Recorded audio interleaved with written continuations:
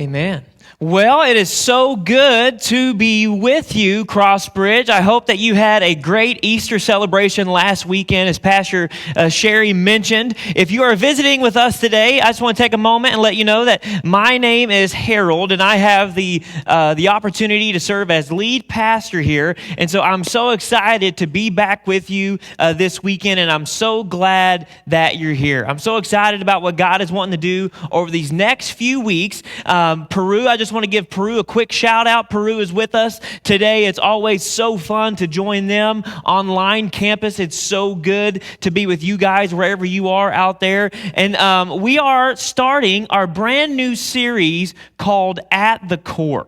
And so one of the reasons kind of why we were wanting to do this is that it's always a pretty good reminder. It's always a good practice to kind of go over like who we are as a church.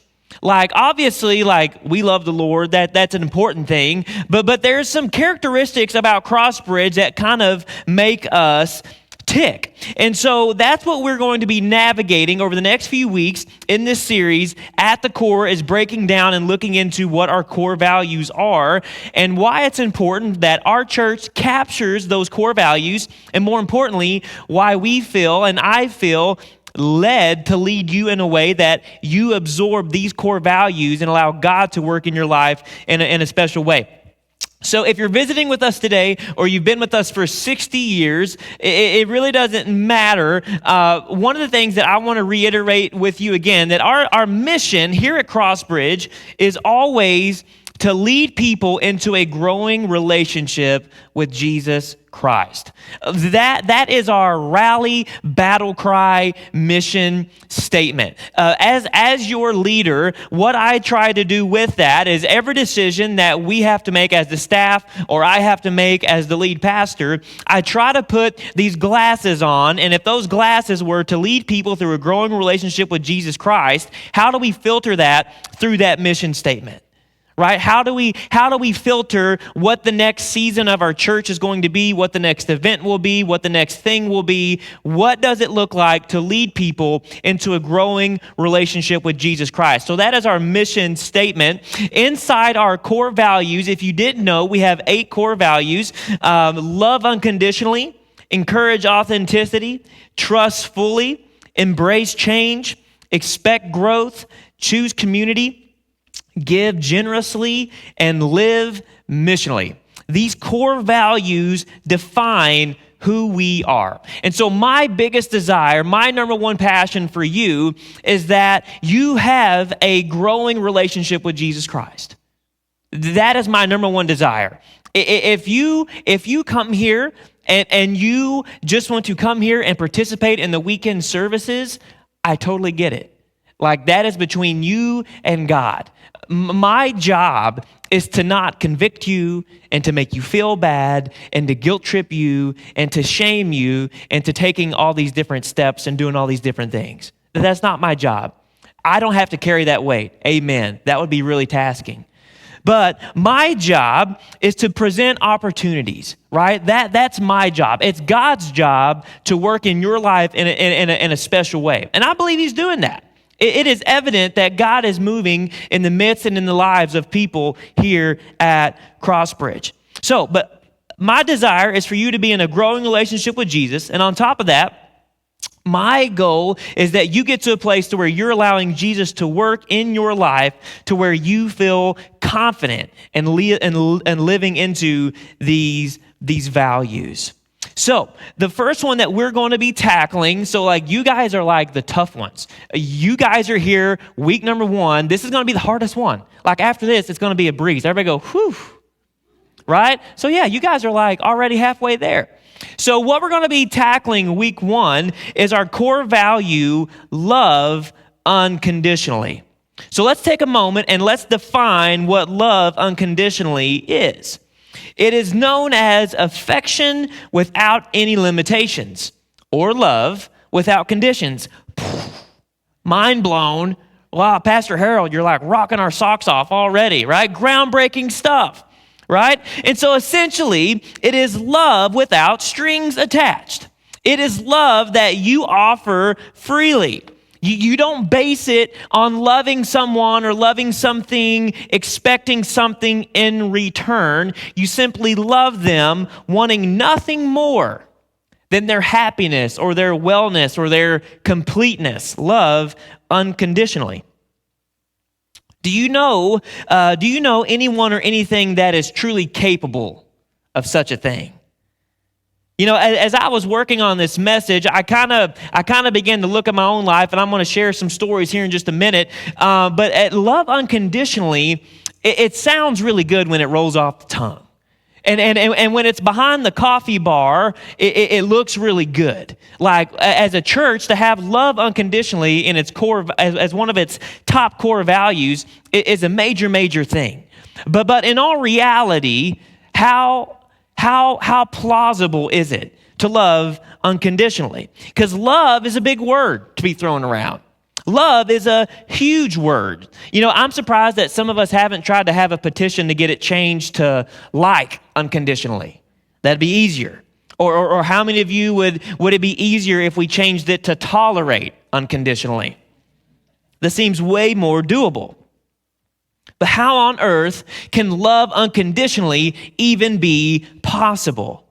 Because I'm human, you're human. There's moments of meanness in me and selfishness, and you guys, you have your own needs, and I have my own expectations, and of course, if we were to be truly honest, of course, my love has conditions, right? I mean, like, is that resonating with anybody else today? I mean, does your love that you guys give, I mean, do you have expectations with some of that love? Does your love that you give, does it have conditions? And whether you want to admit it or not, our mind and our heart, it simply can't operate on its own to just love unconditionally. I mean, like, there has to be a major work in our life to get to that place. So, it's an extremely important core value. And so I got a question that I want to ask you today is, who are you right now? So as we're already kind of unpacking this a little bit today, as I'm talking about this, and like I said, this is not a time to discourage you or to make you feel bad. Like, this is a time to have real conversation with yourself and God. But who are you now? And so the reason why I'm asking, and the reason why I'm asking you to really be honest, when I was the youth pastor and when I was doing student ministry, all throughout my student ministry career, I always told my students all the time, you can fool me. You can have Pastor Harold totally and utterly convinced that everything in your life is okay, everything at home is fine, whatever the case may be. But if you're not going to be honest with me, I get it, right? I totally understand that, right? I understand. But at least be honest with God in moments like this. Because it's in moments like this when we allow our Creator in to kind of open up our heart, to open up the nooks and corners of our life, that's where a lot of the growth can happen. So please be honest with Him in this moment. And as we're navigating this message today, how do you see yourself? I got another difficult question for you. What kind of strings are attached with your love? What kind of strings are attached to your love? So let's maybe talk about this a little bit more practically. Let's sub out love for some of these other words. What kind of strings are attached to your respect and how you feel respected? What kind of strings are attached to how you feel appreciated? What kind of strings are attached with how you feel valued? And so sometimes when we talk about this big word of love, sometimes like we try to paint this really great big broad picture, but there's so many other areas and things in our life that we have strings attached to. And essentially what this boils down to is the reason why I have strings attached to my love, the reason why you have strings attached to your love, it's because of our ego. Ouch. Pastor Harold, this is not fun. Like this is like not encouraging. Like what are we talking about? And so I want to encourage you today to let you know that your lead pastor struggles with this too. That my love is attached to strings because of my ego. And it affects the way that I feel valued and respected and appreciated and all those kinds of different things. And so I want to encourage you today that like I don't have it figured out either. I'm really trying to work on it and allow God to work in my life in a way to where I can truly get to a place to where I can love unconditionally. I think I'm getting better. I think I'm making some strides, but I know I still have a long, long way to go. So what am I getting at? I would love to share a story with you when this was really a prevalent thing in my life that I was having a really, really hard time with. So last year, Summit was 3. He was about 3.5, and actually we just went and signed him up again this last week. I took him on Friday, my day off. I took him down to the YMCA, and I signed Summit up again for T-ball, right? So I don't know, have any of y'all ever had a toddler in T-ball? Right, good deal, okay. So anyway, so this was last year, and like we were like the first ones to get him signed up. Like I was so excited to get my son signed up for T-ball because all growing up, I was a ball player. I still had like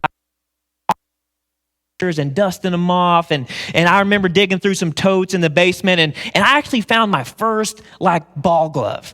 And like I thought it would be so cool to give it to Summit, and I got it out and I put it on my hand, and like I threw a baseball, and like the baseball went plumb through it because it was just dry rotted, right? It was just so old, and so I had to go, and so we went and got him this bat and this little glove, and it was so cute, and we were so excited. I was so excited to do this with my son, because I remember when I was his age, I loved it so much. It meant so much to me. It was a part of who I was. I mean, if you would have known me growing up in my hometown, like Harold was a ball player. This is what he did, right? He just played ball. And so anyway, so the first day I'm at work, I can't get anything done because I'm a nervous wreck for my 3-year-old to go to his first T-ball practice, right? This is how ridiculous. I mean, it's ridiculous just sharing this story again. And so I'm nervous. I don't get anything done. I probably shouldn't say that to Pastor Sherry, but I didn't get anything done that day in my office because I'm a nervous wreck because I'm worried about how he's going to do and all these things, right? And so we finally get him there. He's got his little ball cap on. He's got his new glove. He's going in there. He's so excited. And so all of my dreams and my hopes and my expectations were crushed in about 30 seconds of when that little T-ball practice started. Because for some reason in my mind, I had all these crazy expectations that like they were going to be executing squeeze bunt plays, right? I thought that they were going to be working on hit and run plays, right? And so, and I knew that in my mind that wasn't going to happen, but I just knew like my boy was just going to be a natural, right? Like the bloodline was going to carry through, right? Like all of this stuff, like all of these great moments were going to happen. And it was chaos. It was devastating. And if you know my son, like, he was that times 50 at this little T-ball practice. He was everywhere. And I remember when the practice was done, it wasn't even a practice. I don't even know what it was called. But anyway, but when we got back in the car, like I couldn't even speak. Like I couldn't even talk. And Whitney just kept going like Harold, like what is wrong with you? Like what is your deal? Like why are you so bummed out? And I'm just like, he's not going to be a ball player. Like there's no way. Like there's no way. This is not going, there's no way that this is going to work in any way, shape, or form that he is going to be able to play any sort of ball. And she looks over at me and goes, Harold, he's 3 years old. But in that moment, I know it's silly. I look back on it, and I had so much that I was processing because, like, you guys know how I feel about my family. I mean, I would jump in front of any vehicle, take 1,000 bullets for my boy in a heartbeat. But in that moment, I had so much of my ego, what my expectations were, what I thought, what his performance should be. I loved him, but in that moment, there was strings attached to my love for my son. Because he wasn't what I thought he should be, or he wasn't performing at a pace that I thought he should be performing at. And so for a moment, my love was conditional. Because if he would have showed up to that practice and paid better attention and hit the ball a little better and listened to the coaches a little bit more, like, I would have been so proud. I would have been so proud. And like, but the next week I had to get to a place to where, like, hey, like, my boy's over there and he's acting like a dinosaur. But I am so incredibly proud because he's mine. Like, he's the best dinosaur out there by far, right? And what I'm saying is that I don't know what you have in your life, but there has to be something, right? Where there has been love that has been conditional. And so we're going to get to a passage in the book of John, chapter 13, verse 34. It'll be up on the screen. It says, "A new command I give you, love one another as I have loved you. So you must love one another. By this, everyone will know that you are my disciples if you love one another." Right? This great command, this great challenge. Right? But surely Jesus wouldn't say that if he knew my kid. Jesus wouldn't say that if he knew my coworker. Jesus wouldn't say that if he knew the people that I have to deal with. Like, I tell people all the time, like, ministry would be easy if it wasn't for people. It'd be a breeze, like a breeze. But what a great challenge that Jesus gives us. And so here we go, Jesus talking about love again. And once again, I've talked about this before. Jesus is approaching the disciples about love, and he talks about love all the time. Love is mentioned, preached, taught, described over 300 times throughout the Bible. So when Jesus was using this language, a new command, essentially love has been around a long, long time. But in the Bible, love, when it talks about love, it talks about like loving God like first, like having God be the first thing in your life. When it talks about love, that's usually the context. But what Jesus was talking about here is that I'm challenging you to love people in a new way. Like, guys who are huddled here before me, I know you love me. But now this new is I'm challenging you to love people really, really well. New implies a freshness, right? That we love one another, that we might have thought the new commandment was, like I said, for us to love Jesus, but instead it's for Jesus directed us to love one another, right?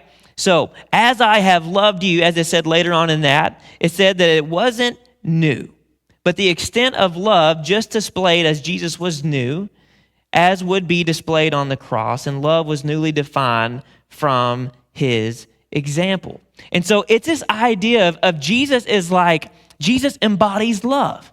Like everything that Jesus did when he was here on earth, he did it out of love. That's what we celebrated last week, right? When he defeated death, he did it from a place of love. Something so radical, something so profound. And what Jesus is saying here, he's saying love each other in a new way and don't waste it. Like, don't waste the opportunity that you have to love. You know, it's interesting that there's so many like preaching moments from that story about Summit. You know, as even as I was kind of driving home that day, I was thinking about, man, some people there knew me, and they knew what I did, and they saw how. I mean, I wasn't nasty and yelling, but I was so discouraged and disappointed, and I was thinking about, man, is Summit playing t-ball? Maybe that's a way for him to have fun, but maybe that's a way for our family to have an opportunity to impact other people. But no, I was worried about my son hitting a wiffle ball 3 feet, right? And so God laid this on my heart, this idea of these opportunities in love that you have, like don't waste it. Don't let it slip. And so another cool part about this passage, he says that by this we will know that you are my disciples. Jesus said that love would be the identifying mark of Christ's followers. It wasn't that the love for the outside world was not important or relevant, but it wasn't first. That there are measures of discipleship, but they come after this mark. Jesus would mark us as his disciples by our love for one another and our community. And we can mark ourselves as his disciples by our love for one another. You know, like the next line here that I have in my message is this idea of what do I want to be known for? Right? Like what does Harold want to be known for? Like do I want to be known for killing big deer? Sure, that's awesome. Right? I would love that. But I was thinking about this as I was even working through this message, and even with my new role as being lead pastor, essentially, like I don't know if I want to be known for that. I mean, I love it. I love this opportunity. I love every week. I love this so much, but I don't know that that's what I essentially want to be known for. One of the biggest things that I want to be known for is that if I love well or not. Like, I want to be known as a person who loves well. And then on top of that, like, I want to be known for being a pastor who leads a church that loves really, really well. I've shared with you a few times, like when I first moved here, I sent 2 emails. My first day in my office here in Ottawa years ago, I emailed 2 people. I emailed the principal of the high school, and I emailed the football coach. I said, hey, I don't want a job. I can't commit to that kind of time, but I would love to help out in any way, shape, form I can. I would love to coach if you have room for me. I don't want to evangelize your kids. I want to be a part of you mentoring these young men, because they're going to be husbands and fathers and leaders in their community someday. I would love this opportunity to help shape that in any way, form that I can. Like that was my whole goal with coaching football. Now, did I want opportunities to pray with kids? Absolutely. Did I want opportunities to lead people to the Lord? Absolutely. But my biggest goal and desire when I was in youth ministry was that the school here in Ottawa or the school in Peru, that they trusted and believed that there was a youth pastor in town that simply just cared about their kids. That's it. I mean, that was my whole philosophy of student ministry when it came to the school. And when it comes to what I'm doing now, it really hasn't changed. Like, I want our community here in Ottawa, in Peru, in the Illinois Valley, I want to create so much trust, because when the town needs something, when our communities need something, that they know that there is a guy who talks really funny, but he loves our community so well. He loves us so much, and he leads a group of people who love so incredibly well that they want to help, that they want to be a part of what's going on in the Illinois Valley, right? And so I know I'm kind of getting into some vision casting stuff here a little bit, but I have been praying through, and I would encourage you to pray with me if you would. Yeah, I would encourage you to pray with me as we're praying through, like what is next for Crossbridge? Right? Like what is next? What is this next season going to look like for us? And one of the things that I'm so encouraged by is that I run into so many of you when I'm out in town and doing all sorts of stuff. I love running into you, and you guys yell at me from across the store. It's awesome, right? And I come over, and you guys are so excited. And there's a common theme and thread that I hear from you is that you have never had so much trust in your church. And you are so excited for what's next. And we don't get there unless we're doing really well what we're talking about today. Because you guys are excited to love on our community. And what that is going to look like initially, I'm not sure. We're praying through that. That's why I'm asking that you would pray for me, pray for our staff as we are navigating what this next season will be. So,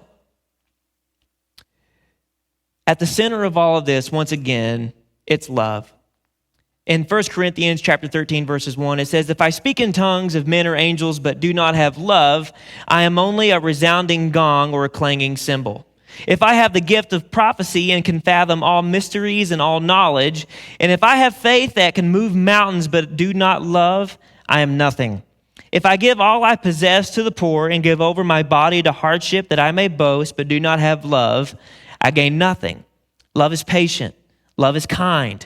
It does not envy. It does not boast. It is not proud. It does not dishonor others. It's not self-seeking. It's not easily angered. It keeps no record of wrongs. Love does not delight in evil, but rejoices with the truth. It always protects, always trusts, always hopes, always perseveres. Love never fails. But where there are prophecies, they will cease. When there are tongues, they will be stilled. Where there is knowledge, it will pass away. For we know in part, and we prophesy in part. But when completeness comes, what is in part disappears.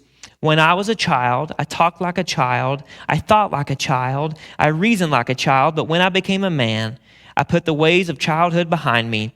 For now, when we see only a reflection as in a mirror, then we shall see face to face. Now I know in part that I shall fully, even as I am fully known. And now these three remain: faith, hope, and love. But the greatest of these is love. At the core of who we are, we have to always love well first. You know, one of the things that I mentioned before I kind of got into the message, you know, sometimes when we talk about love in this context, well, Pastor Harold, we can't be getting soft on what we believe and what we stand on. That's not what I'm saying. That's not what I'm saying. I don't really apologize for what we believe and what our doctrines are, but for me, I want to be known for something that might be more than our doctrine and more than what we stand on. I want to be able to have the opportunity to shake somebody's hand and get to know their name before I can share doctrine. It's interesting in this passage, as your lead pastor, I've told you this countless times, like, I want to win. Like this past weekend, like all the celebrations that we got to have, I was so excited. You know, I was thinking through this, you know, kind of this whole idea of, like in the first line, and it says, if I speak in tongues of men and angels but do not have love, I'm only a resounding gong or a clanging cymbal. When I read that line, one of the things that I thought about is as the lead pastor, like I want the best programs. Like, I want the best staff. I want the best programs. I want the best band. I want the best, you know, everything. Like, I want us to be operating at like full capacity always. But we can't forget that at the core of it, at the center of it, if we don't do it from a place of love, it's just racket, right? And so I want you to know, as we start this new season, as we're starting this new series, is that I want us to be known for a lot of things.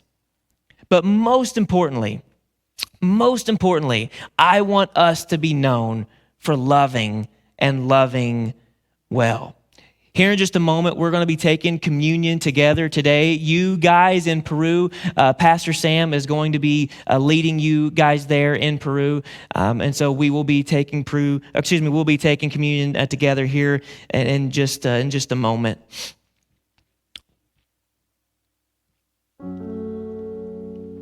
So once again, I'm so excited that you guys are here today. In just a moment, we're going to have ushers come forward, and we're going to pass the communion elements. We're going to worship while we're passing the elements, and then I will be back in just a moment, and we will take communion together.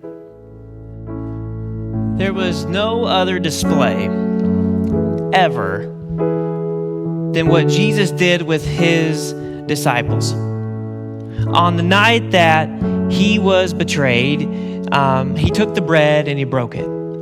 He said, "This is my body, soon to be broken for you. When you do this in remembrance of me. Take and eat."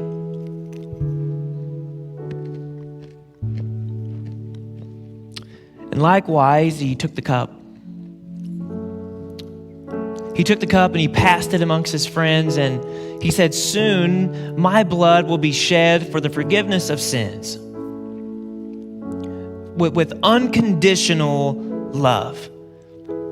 That his blood would be poured out from his body.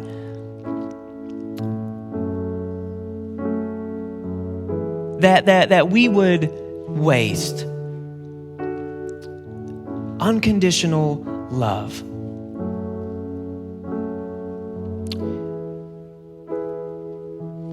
He said, "When you do this in remembrance of me. Take and drink." Father, thank you for your example of unconditional love. Thank you for the ways that you are so good to us. God, I thank you that over a year ago, when I took my 3-year-old to a t-ball practice, that you showed something in me that needed some adjustment, and it needed to change, and it's funny now, but in the moment it was so heavy, and it was such a burden, and God, you did not design us to carry that. And so, Father, if there are those who are here today, that anything throughout the worship, today's message that resonated with them in a special and new way, that maybe there was a corner of their heart that was opened up, God, would you just be present with them? Maybe there's a moment in time when we didn't love unconditionally and we're having a hard time forgiving ourselves for something we did or something we said. God, would you just meet them right now? Father, when we leave this place in just a few short moments, would you constantly encourage us to love the way you loved us? That people would know us because of our immense love for each other and our love for you. But God, they would meet you in a special way because of how we love others, with no strings attached. When our ego isn't on the line, when we're willing to be embarrassed or disrespected or whatever the case may be. God, that you would give us the courage to love in a powerful way. So God, thank you for what you're doing here in this space. Thank you for the challenge. God, thank you for the encouragement. And I pray that you would just continue to bless this church as we march ahead. And we give you praise in advance for what you're going to continue to do. Amen.